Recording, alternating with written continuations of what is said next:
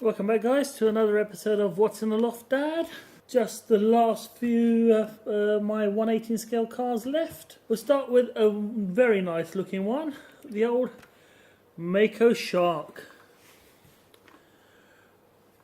This one's by who's it by? It's by Motormax, based on the old Corvette. It does come with a plastic bubble roof over here, which is still in the packaging.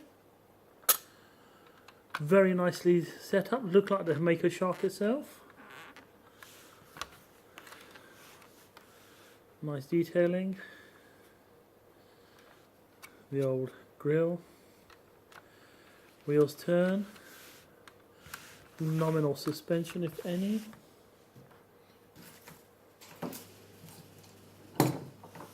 Oh, excuse that noise, that's the refrigerator starting up. Okay, let's have a look what's inside. There's the internals. Fire extinguisher. Steering wheel turns.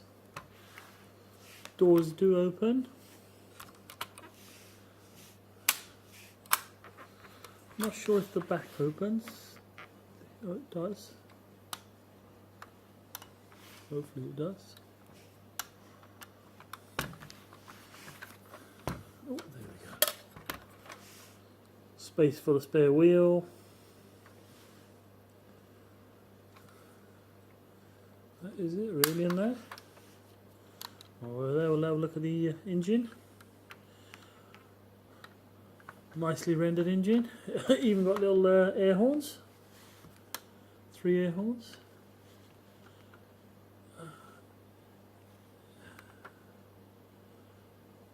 ZL1, I think it says on there. ZL1. So look. It was ZL1.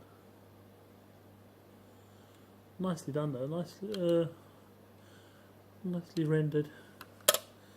Mako Shark Corvette. 1/18 scale by Motormax.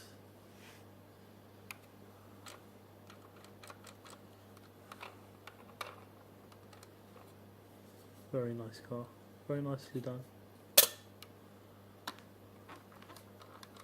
Headers 4s into 2.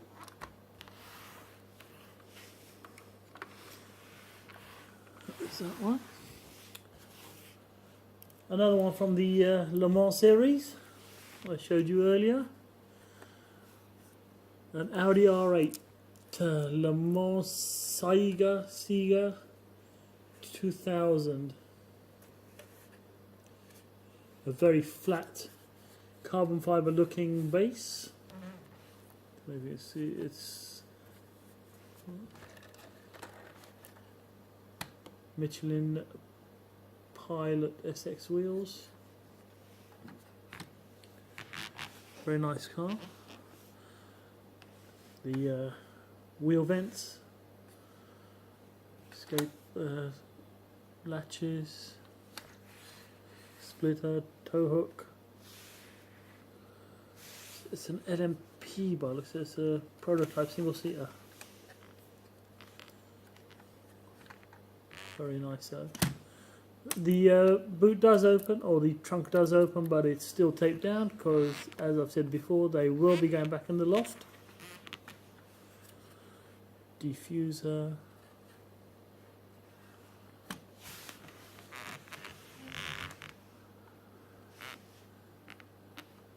This one's driven by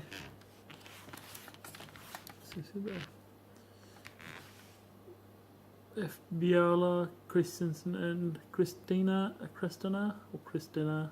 and Piro. The number 8 Le Mans 24 hours. Audi.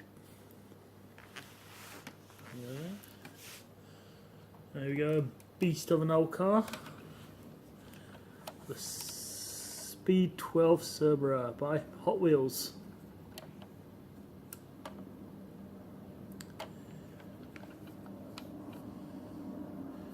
TVR's very own monster track car. Even the boss who had it built was scared of it.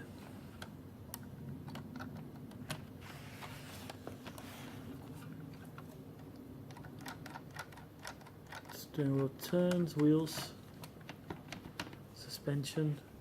Lurid colour though, same as the Lamborghini virtually. Purpley pink, nail varnishy colour. Very basic underneath.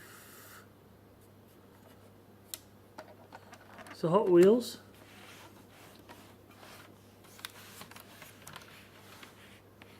Nice looking car. So their own V12 in there. TVRs. Imagine this thing coming down behind you on the motorway. Oh, you would certainly move out the way. That's a TVR by Hot Wheels.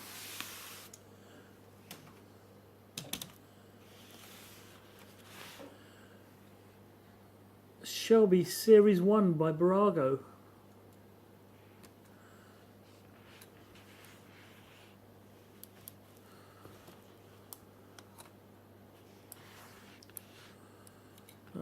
Fixed boot and tonneau cover. Can't lift them up, can't open it.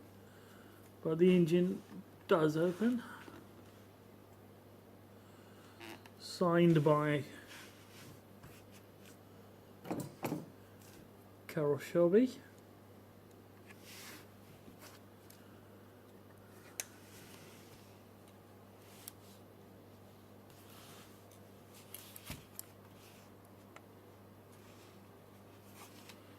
Steering wheel turns, as you can see. Nice engine, nice cockpit displays.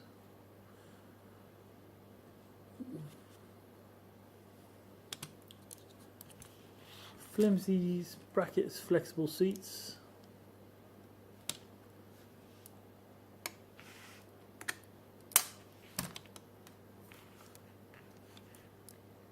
Basic suspension, if any, just the plastic bending. Filler cap.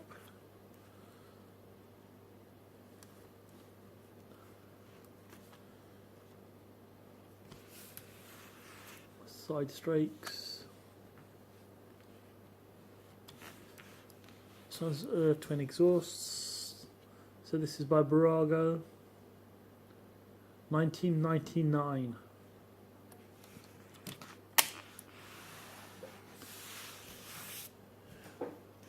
And one of my little favourites, the Caterham 7 by Anso. All metal. Comes off. Nice little car. Rubberized, made to look like leather.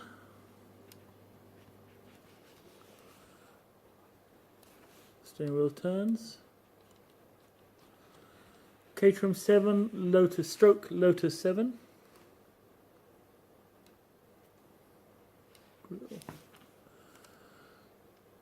A little A series engine, twin Webers. No suspension. Spare wheel. Nicely laid out underneath. The real car is just as basic, in fact. If not, it's probably got a bit more detail than the real car. There we go. The Lotus Super 7, 1957 to 1973.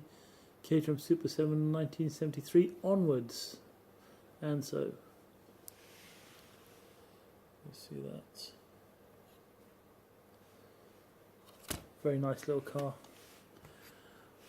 So the metallic roof.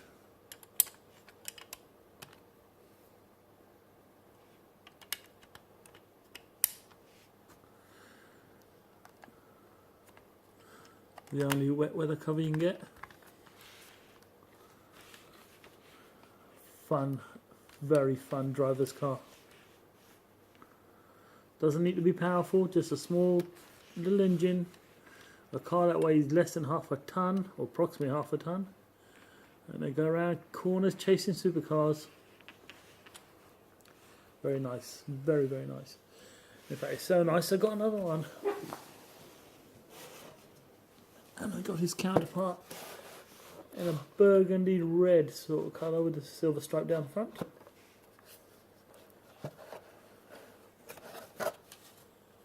There we go. A 95 horsepower, 102 maximum miles, 102 miles an hour, 1500, 1.498cc engine. A 1500cc engine could get you to 102 miles an hour. It's not the bicycle fenders, it's the old swoop fenders. It's a 40th anniversary one, this one.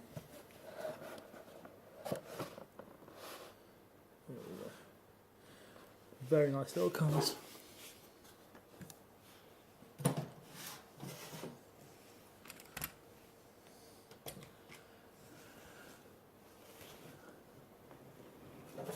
Next online, Audi TT Cabriolet Valentine. Where are we? Come on, come on, come on. Go for it. There we go. Valentine Audi TT. All the little love hearts on it.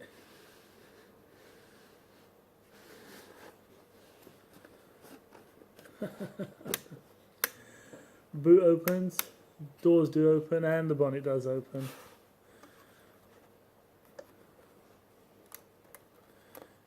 Basic suspension.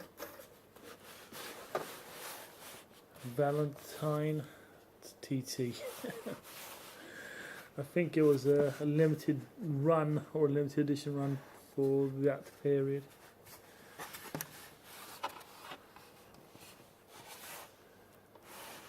Doesn't say what year, but it's one of the originals. The TT Valentines. Nice car generally, apart from these decals. It was the second generation. It's got the spoiler on the boot. The first generation didn't have the spoilers, so this is definitely a second generation one. They did some modifications to the suspension and they put the spoiler on the tail. Stop the cars flipping over or being tail happy.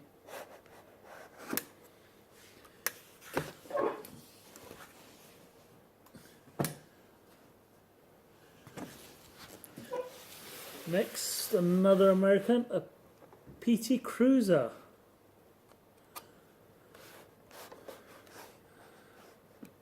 Based on that concept car I showed you in one of the few earlier videos. But this is the actual model of what it looked like in the end. Came out as the PT Cruiser. And either if you love it or hate it sort of car, looks they tried to go retro and tried to go futuristic. It didn't work too well, really. It does the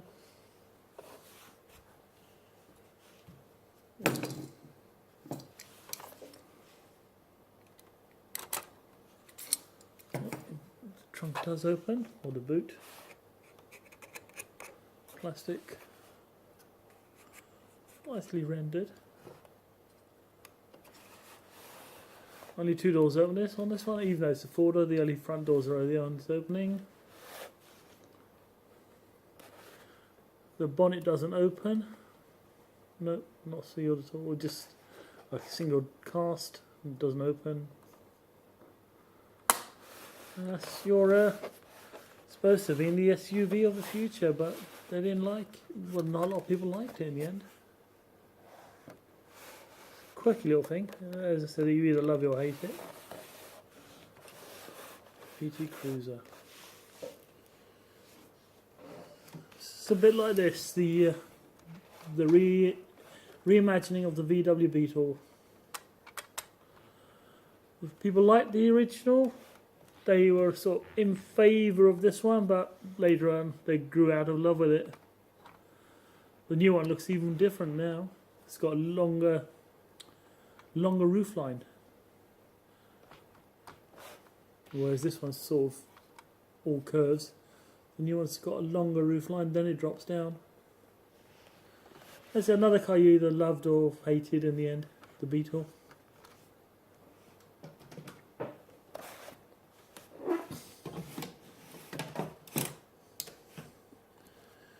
And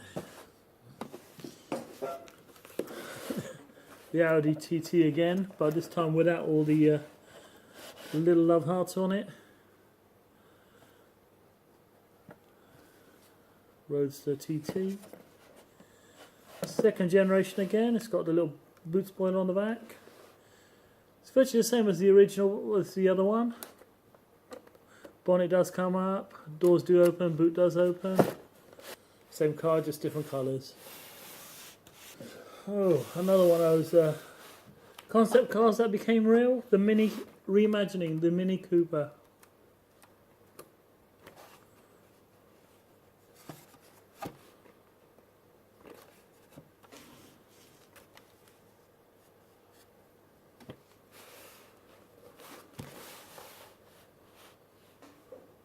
Cooper, the old Mini sign. Even though it's no longer a Mini, it's a BMW. Does open. Very little boot space, if ever, if any, actually. A car with a wheelbase of a Freelander, Range Rover Freelander. Yeah, you could just about squeeze 3 people in there, not 4. Well, you could get 4 in there, but their knees would be around their ears. They certainly wouldn't be able to sit in there comfortably. Whereas in the original, you could get 4 people in there in comfort, actually. I should know, I had one. I had the real original Mini. Nice car, nice condition. As I said, I think these cars are now selling. The real ones are more of a nostalgia trip, and they're not what the original car was, which was a means for the public, for the masses to be able to get mobile. Now they're just sort of more of a fashion status icon sort of thing. And the last one, moving out of the way,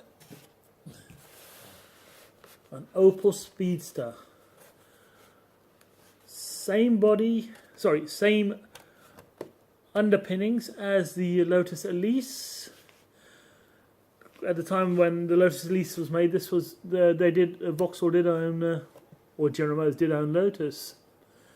So when Lotus made their aluminium structure body, Vauxhall said, Opel said, let's have a go at it as well. So the underpinnings are the same, but it's a different body on here. This is a Vauxhall stroke Opel's take on the little affordable sports car. You see the Opel badge.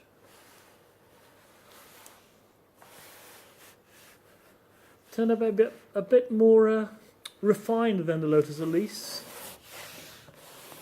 which was more of a hardcore road car. Race car, sorry, hardcore race car. With this one sort of more of a road car in the end. A lot of people like this.